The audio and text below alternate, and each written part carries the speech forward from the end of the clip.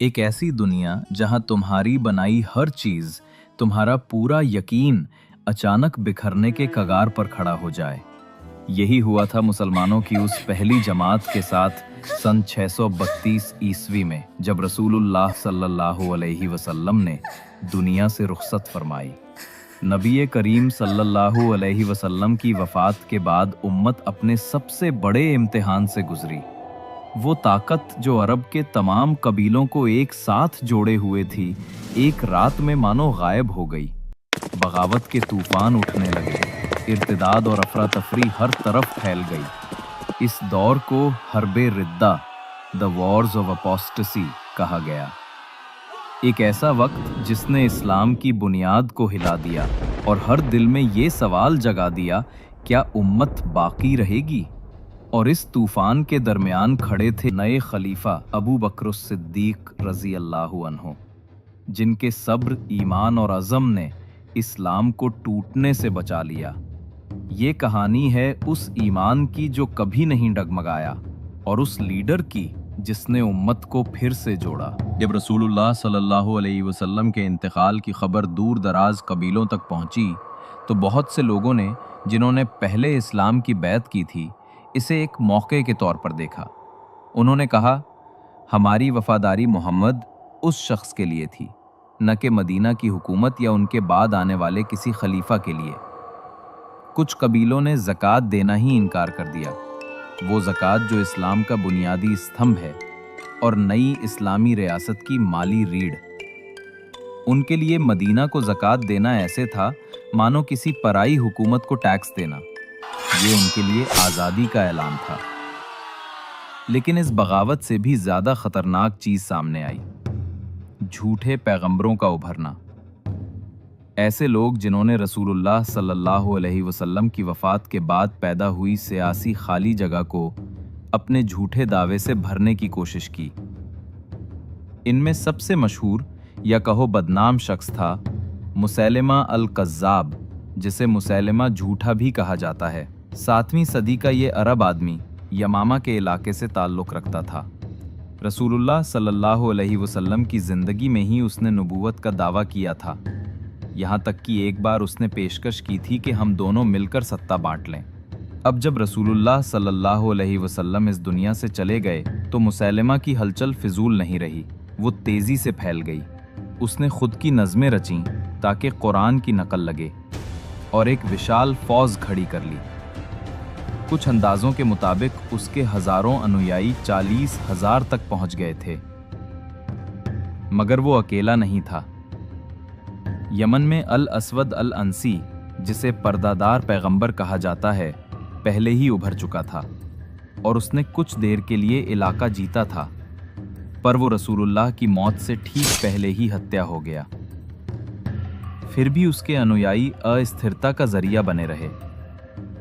इसके अलावा तुलैहा था, बनु असद का एक माने हुए योद्धा, जिसने भी खुद को पैगंबर घोषित किया और कई उत्तरी कबीलों को अपने साथ जोड़ लिया। और एक किस्से में सजाह नाम की एक औरत, बनु तगलिब की ईसाई, ने भी नबूवत का दावा किया और अपनी फौज लेकर चल पड़ी। उसने मुसैलिमा के साथ अस्थायी गठबंधन भी किया। अरब टूट रहा था और इस्लामी दिल मदीना दुश्मनों से घेरी हुई थी। ऐसे खतरनाक वक्त में पहले खलीफा अबू बकर रजी अल्लाहु अन्हु की नेतृत्व क्षमता सच्ची परीक्षा में पड़ी। मुवीदा के कई मशवरे देने वाले सावधानी बरतने को कह रहे थे। उन्होंने सुझाव दिया कि ज़कात देने से इनकार करने वाले कबीलों के साथ समझौता कर लिया जाए और फौरन झूठे पैगंबरों के खतरे पर ध्यान दिया जाए। मगर अबू बकर रजी अल्लाहु अन्हु की ठान पूरी तरह कतई थी। उन्होंने फरमाया, वो अल्लाह की कसम, अगर वे मुझसे भी वही रस्सी रोक दें जो वे रसूलुल्लाह को दिया करते थे, तो मैं उसी के लिए उनसे लड़ूंगा। अबू बकर रजी अल्लाहु अन्हु के लिए ज़कात कोई सियासी टैक्स नहीं थी, बल्कि इस्लाम का एक बुनियादी स्तंभ थी। उस पर समझौता करना दरअसल दीन पर समझौता करना था, और इस मामले में किसी तरह की बातचीत या नरमी की कोई गुंजाइश नहीं थी। इसी अटूट यकीन और पक्के इरादे के साथ अबू बकर रजी अल्लाहु अन्हु ने मुसलमानों की फौज को संगठित किया। उन्होंने पूरी सेना को 11 हिस्सों में बांटा और हर दस्ते को एक खास मिशन सौंपा। हर अभियान की अगुवाई के लिए उन्होंने बेहतरीन कमांडर चुने और सबसे अहम जंग की जिम्मेदारी सौंपी उस शख्स को जिसका नाम बाद में द स्वॉर्ड ऑफ अल्लाह के नाम से मशहूर हुआ, खालिद इब्नुल वलीद रजी अल्लाहु अन्हो। सबसे पहली रक्षात्मक जंग में खुद अबू बकर रजी अल्लाहु अन्हो मैदान में उतरे।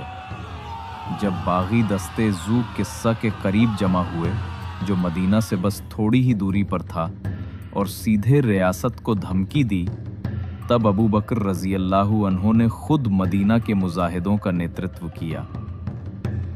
632 ईस्वी में उन्होंने दुश्मनों को शिकस्त दी, एक ऐसी जीत जिसने उम्मत के हौसले बुलंद कर दिए और बागियों को साफ इशारा दे दिया कि मदीना झुकने वाला नहीं है। राजधानी को महफूज करने के बाद अबू बकर रजी अल्लाहु अन्हो ने खालिद इब्नुल वलीद को मिशन पर रवाना किया। उनका पहला बड़ा निशाना था झूठा पैगंबर तुलैहा, उत्तर की तरफ। 632 ईस्वी में बुज़ाखा की जंग हुई, जहां खालिद का जंग का हुनर पूरी तरह नजर आया। हालांकि उनकी फौज तादाद में शायद कम थी, लेकिन अनुशासन और ईमान में मजबूत थी। उन्होंने तुलैहा की सेना को चकनाचूर कर दिया। लड़ाई की गर्मी में तुलैहा अपने अनुयायियों को छोड़कर भाग निकला।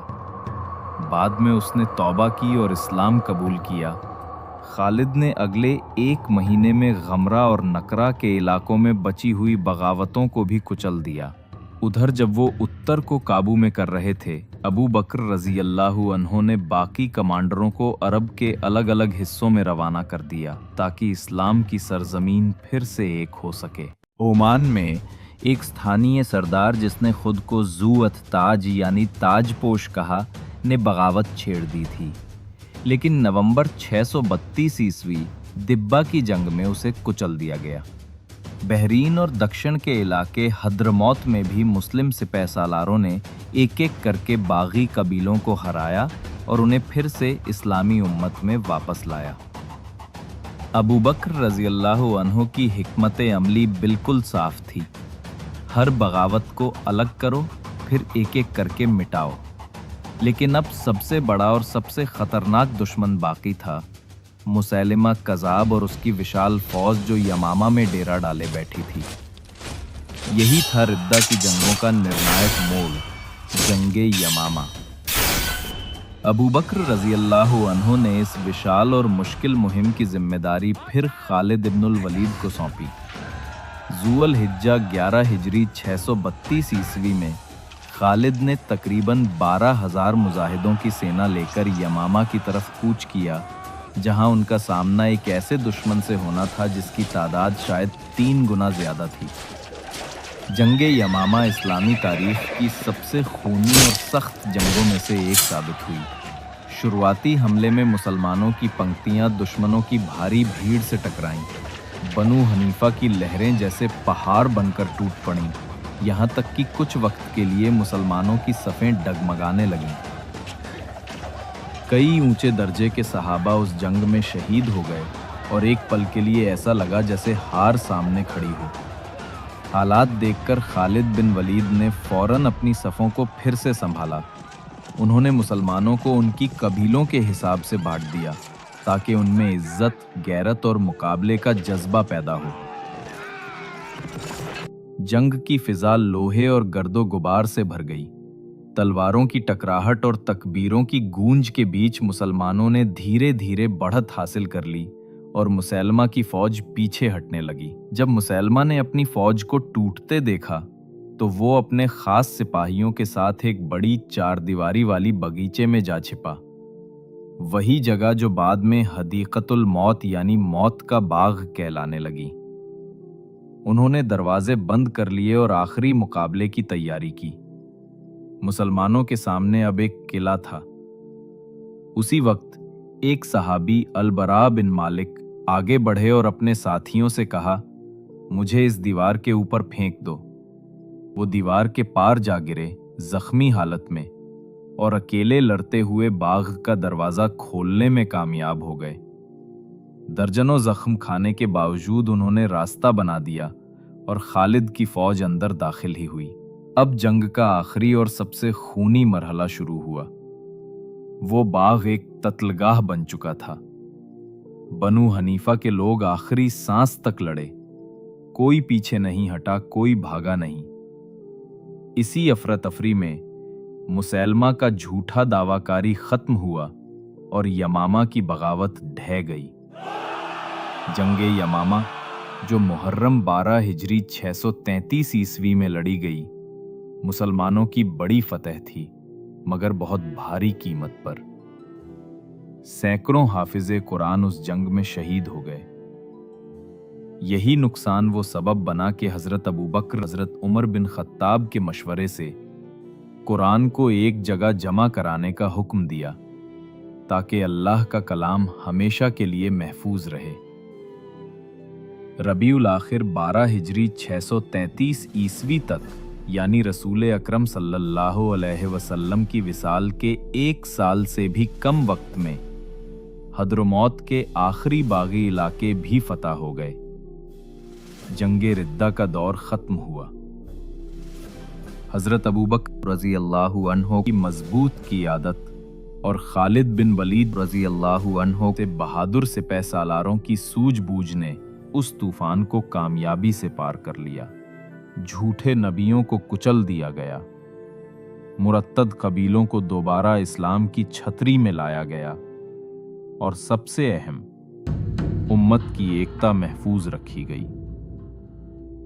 रिद्दा की जंगें महज तलवारों का टकराव नहीं थीं, ये इस्लाम के बुनियादी उसूलों की तस्दीक थीं। इन्हीं जंगों ने खत्म नबूवत के अकीदे को मजबूत किया कि मोहम्मद सल्लल्लाहु अलैहि वसल्लम के बाद कोई नबी नहीं आएगा। इन्हीं जंगों ने मदीना में खिलाफत की मरकजी हैसियत को साबित किया कि इस्लाम सिर्फ एक इबादत नहीं, बल्कि एक मुकम्मल निज़ाम जिंदगी है, रूहानी भी और सियासी भी। अबू बकर सिद्दीक रजी अल्लाहु अन्हो ने अरब को एक झंडे के नीचे जमा कर दिया और उस इत्तेहाद ने एक ऐसा मुल्क गढ़ा जो भीतर से मजबूत, ईमान से लबरेज और जंग से तपकर फौलाद बन चुका था। अब वो तैयार था उस सफ़र के अगले पड़ाव के लिए, जहां इस्लाम की रोशनी अरब की सरहदों से बहुत आगे तक फैलने वाली थी। फितनों की आग ने एक लोहे इरादे वाली उम्मत को गढ़ दिया था। देखने का शुक्रिया। अगर आपको ये पसंद आई तो इस वीडियो को लाइक कीजिए और हमारे चैनल को सब्सक्राइब करें, ताकि आप तक ऐसी और सच्ची कहानियाँ पहुँचती रहें। अगली मुलाकात तक अस्सलामु अलैकुम वरहमतुल्लाहि वबरकातुहू।